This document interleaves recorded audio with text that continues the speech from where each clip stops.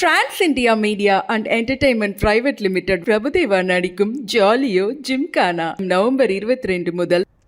உலக நாடுகளுக்கு முன்மாதிரியான திட்டங்கள் தமிழகத்தில் செயல்படுத்தப்பட்டு வருவதாக அமைச்சர் மா சுப்பிரமணியன் பெருமிதம் தெரிவித்துள்ளார்.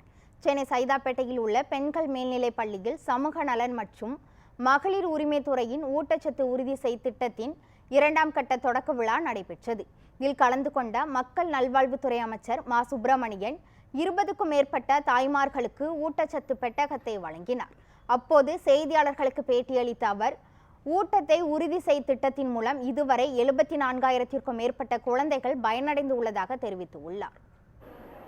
ஊட்டச்சத்தை உறுதி செய் எனும் மகத்தான திட்டத்தை முதல் படியாக 2022 மார்ச் திங்கள் 1ஆம் தேதி நீலகிரி மாவட்டத்தில் தொடங்கி வைத்தார்கள்.